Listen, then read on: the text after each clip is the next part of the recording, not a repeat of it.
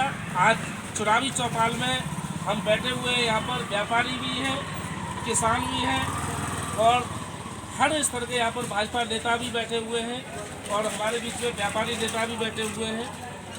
तो हम बात करते हैं आज व्यापारियों से ही चुनावी माहौल में। सर, किसकी सरकार बनने जा रही है अभी? ये तो चुनावी वो है, अब पता चलेगा आगे चलकर क्या चल रहा है। योगी आदित्यनाथ प्रदेश में किसानों, मजदूरों, नौजवानों के साथ ही साथ बेरोजगारों के लिए कुछ हद तक कुछ किया है? आपको लगता है कुछ किया है? किया है, आप मान रहे हैं किया है?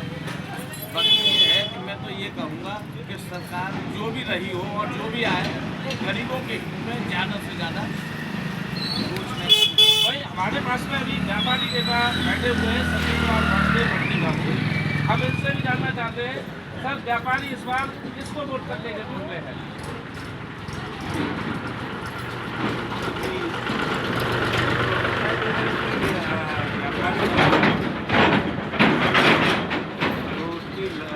लगाव है और 5 साल के कार्यकाल को देखते हुए व्यापारियों का मत भारतीय जनता पार्टी की तरफ जा रहा है और पूरी तरह जा रहा है। मतलब कोई काम आ ही नहीं रहा है। दूसरी ओर भारतीय जनता पार्टी एटा के वरिष्ठ नेता हैं सुरेंद्र सिंह राजू, जो कि अबागर भाजपा के लंबे समय तक मंडल अध्यक्ष रहे हैं। हम आपसे भी जानना चाहते हैं, सर, योगी आदित्यनाथ की सरकार वापसी कर रही है क्या? क्यों नहीं करेगी बात? किस वेश में कर रही है? भाजपा ने काम किया है, योगी जी ने काम किया है, गुंडा राज खत्म किया है, गरीबों को राशन दिया है, आवास दिए हैं, तमाम योजनाएं आज सरकार चलाई। उसके आधार पर निश्चित रूप से 300+ सीट की बात करेंगे। लेकिन कोरोना काल में तो एक विपक्ष के द्वारा एक ऐसा लगातार वीडियो डाली जा रही थी कि लोग पैदल आ रहे हैं, हजारों किलोमीटर से लोग पैदल चलने को मजबूर थे। सरकार ने उनके लिए कोई यातायात की व्यवस्था नहीं विपक्ष का काम होता है बहाने वाला। ये बात ठीक है, कुछ लोग पैदल चल के आए थे, लेकिन एकदम महामारी आने पे एकदम लोग आए थे। व्यवस्था करने में सरकार को थोड़ा 2-4 दिन का टाइम लगा था, पूरी व्यवस्था की थी, क्योंकि जाने आने की व्यवस्था भी की थी, खाने की भी व्यवस्था की थी। तो ऐसी कोई बात नहीं, तो विपक्ष का बहानेबाजी है सब। तो आप देखते रहिए हमारे साथ। इस समय हिंदू मुस्लिम के साथ ही साथ सभी लोग यहाँ पर बैठे हुए हैं और यहाँ पर अबागर नगर में आपसी भाईचारा कायम है। और हमारे बीच में अभी बैठे हुए हैं और हम आपसे चर्चा करेंगे, सर, किसकी सरकार आ रही है? आपको दिन देर नहीं रही हो, यहीं वोट डलवा लो। कितने वोट हैं यहाँ पर? सरकार तो 100% आ रही है। क्या आप भाजपा को वोट देंगे?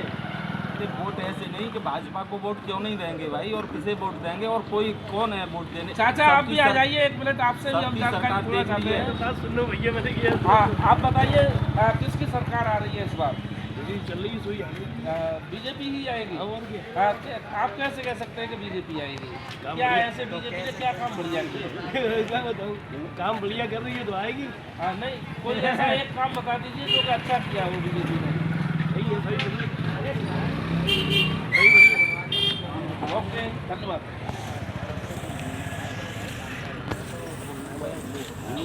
नेताजी, आप भारतीय जनता पार्टी के जिला स्तरीय नेता हैं और क्या कहना चाहेंगे, इस समय किसकी सरकार आ रही है? भाजपा की आ रही है। आप भाजपा ही इसलिए भाजपा ही बोल रहे हैं अथवा वैसे ही? वैसे ही कैसे बोल रहे हैं, भाजपा ने काम किया है, उस काम के बदले सरकार आएगी। तो क्या काम किए हैं, आप बता सकते हैं कोई काम? सबसे महत्वपूर्ण काम ये उत्तर प्रदेश में हुआ है कि यहाँ से गुंडा राज बिल्कुल खत्म हो गया है। जब कोई यहाँ से सुबह या कोई व्यापारी या बच्चे पढ़ने वाले या अन्य कोई जब बाहर जाते थे तो उनके घर वाले बड़ा इंतजार करते थे कि शाम को सकुशल लौट आएँ। लेकिन अब आधी रात कहीं भी कोई चले जाए, कोई चिंता नहीं रही है, बिल्कुल बहुत ही मतलब सुकून की ज़िंदगी जी रहे हैं सब। लेकिन उसके बावजूद भी प्रदेश में कई ऐसे विद्यार्थियों के साथ ही साथ अभी अबागर थाना क्षेत्र के अंतर्गत और सकरौली के बॉर्डर पर भी 2 महिलाओं के शव मिले थे। लेकिन सुरक्षा व्यवस्था को लेकर के तो लोगों के द्वारा सवाल उठाए गए हैं कि अभी सुरक्षा का सब मिले तो हो सकता है कि वो कोई पारिवारिक कोई मैटर हो, उसमें अंतर्गत मिले हो। और घटना होना एक बात नहीं है, लेकिन घटना आजकल ज़माने में जो भी अपराधी उनके दिमाग में बहुत खौफ है, पुलिस का खौफ है, सरकार का खौफ है, प्रशासन का खौफ है। इस पर आप क्या कहना चाहेंगे कि एक तरफ प्रदेश की भाजपा सरकार ये कहते नहीं थक रही है कि हमने गरीबों को मुफ्त अनाज दिया है, कोरोना काल में हमने लोगों के लिए बेहतर सुविधाएं उपलब्ध कराई हैं।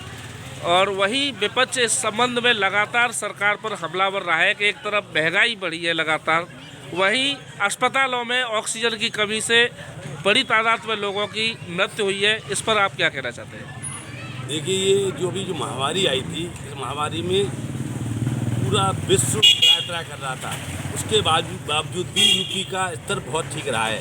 हाँ, ये बात ज़रूर थी कि कुछ ऑक्सीजन की कमी हुई थी, लेकिन तब हमारे पहले इंफ्रास्ट्रक्चर उपलब्ध नहीं था। लेकिन उसकी जैसे ही जरूरत हुई, आज हमने बहुत जल्दी पूरी ऑक्सीजन की व्यवस्था हो चुकी है। हर जगह ऑक्सीजन प्लांट लग गए, वो सब व्यवस्था हुई है।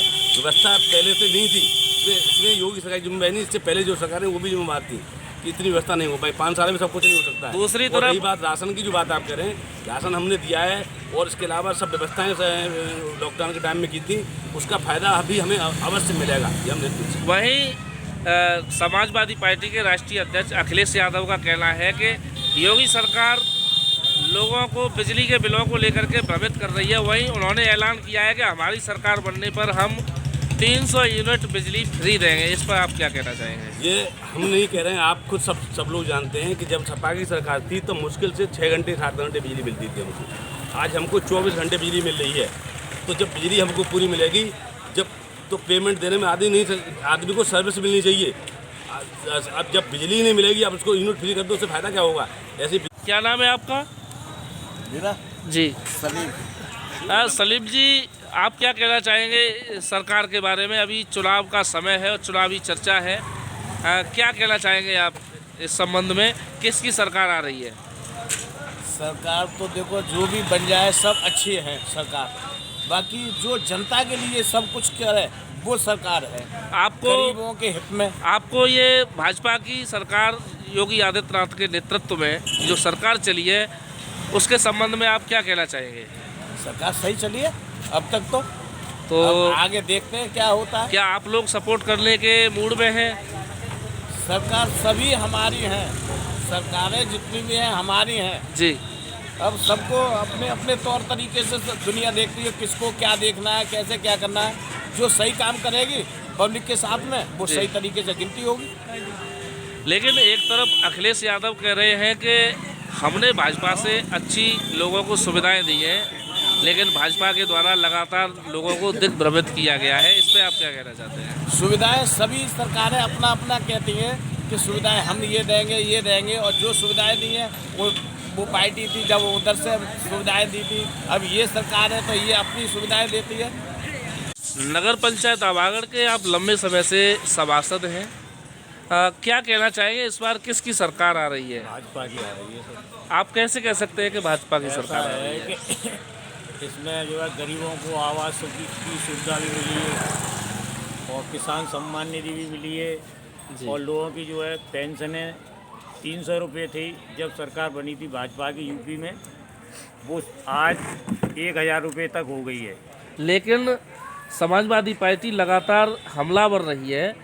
समाजवादी पार्टी के राष्ट्रीय अध्यक्ष अखिलेश यादव का कहना है कि उन्होंने 500 रुपये के हिसाब से महिलाओं के लिए हर देहात क्षेत्र में यह पेंशन योजना लागू की थी। भाजपा की सरकार आते ही यह योजना ख़त्म कर दी गई है। इस पर आप क्या कहना चाहते हैं? ऐसा है, जब वो समाजवादी पेंशन जो मिलती थी वो अपात्र लोगों को मिल रही थी, इसलिए सरकार ने इसको बंद किया और नई पेंशन चालू की। आज यह चुनावी चौपाल है, इस समय आज चुनाव के संबंध में ही चर्चा होनी है। क्या कहना चाहेंगे आगामी चुनाव में किसकी सरकार बनेगी? सरकार तो बीजेपी की बनेगी भाई। क्या नाम है आपका? पुष्पेंद्र सिंह। कहाँ के रहने वाले हैं आप? यही आवागढ़ के। बीजेपी की सरकार किस बेस पर आप बनाने की बात कर रहे हैं? बीजेपी की सरकार बनाने का बेस एक नहीं है, बहुत सारे कारण हैं। इस सरकार में जो गरीबों को जो सुविधाएं मिली हैं, जो पेंशन मिल रही है, आवास मिले हैं, पेयजल है और राशन मिल रहा है 2 साल से फ्री में, जितने भी गरीब हैं सब सुखी हैं और बहुत ही आनंद से अपना जीवन व्यतीत कर रहे हैं। जो सबसे गरीब तबका है, सबसे ज़्यादा खुश वो है इस सरकार में। इस चुनावी चौपाल में हमारे बीच में है वरिष्ठ व्यापारी नेता, प्रांतीय व्यापारी नेता है संजीव कुमार बासने। बंटी बाबूजी, आपका बहुत बहुत स्वागत है। अभी इस समय व्यापारी किस किसकी सरकार बनाने जा रहे हैं? अभी तो चुनावों में टाइम है जी। और समीकरण देखे जा रहे हैं, जी। लोग अब मंथन कर रहे हैं, व्यापारी एक दूसरे से बात कर रहे हैं और ये जो इस समय चुनावी माहौल है वो तो आज की स्थिति में गुंडा राज खत्म सा लग रहा है। उसी के हिसाब से लगता है कि बाबा पुणे मुख्यमंत्री होने जा रहे हैं। वहीं भाजपा की सरकार लगातार ये कहते नहीं थक रही है कि कोरोना काल में उन्होंने गरीबों को मुफ्त अनाज दिया है। साथ ही विपक्ष के द्वारा लगातार हमला किया जा रहा है कि एक तरफ कोरोना काल में लोगों को पैदल यात्राएं करनी पड़ी थी, बड़ी तादाद में लोग पलायन करके पैदल चलने को मजबूर थे। वहीं सरकार कह रही है कि हमने लोगों को यातायात की व्यवस्थाएं दी थी। इस पर आप क्या कहना चाहेंगे? देखिए 130 से 35 करोड़ की जनसंख्या है हिंदुस्तान की, कि हो सकता है कहीं पे भी कुछ ऐसी वार्ताएं हमने भी देखा था, चैनलों पर चल रहा था, लेकिन हम ये नहीं कह सकते कि सारी चीज़ें हर चीज़ को मुहैया हर आदमी तक पहुंच पाए। एकदम उखड़ी हुई लोगों को भागना हुआ और भागने के साथ इतनी व्हीकल की व्यवस्था नहीं थी। कोरोना पूरी तरह अपने तनाव और लिए हुए इस तरह लग रहा था, आदमियों की मौतें हो रही। तो कुछ त्रुटियां होती है, लेकिन हम इस चीज़ों को नहीं ले सकते हैं जो कि आज लगता है कि उत्तर प्रदेश में एक जो होना चाहिए, जो आम आदमी के लिए चाहिए, वो सब कुछ उपलब्ध हो रहा है। मुझे नहीं लगता है, क्योंकि मैं खुद कह रहा हूँ इस बात को कि मैं पार्टी कोई ज्वाइन नहीं किए हुए, लेकिन मैं एक व्यापारी होने के नाते ये चीज़ें आज व्यापारी सुखद स्थिति में है।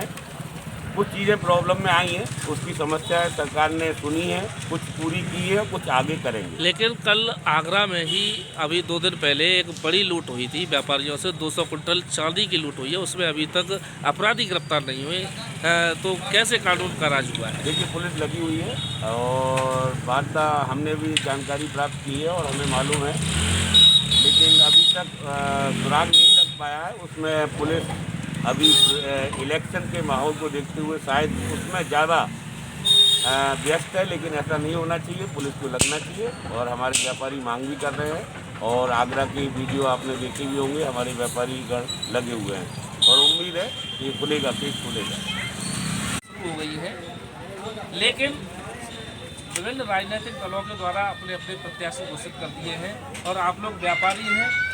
क्या नाम है आपका? अशोक। इधर घूम होकर के इधर घूम।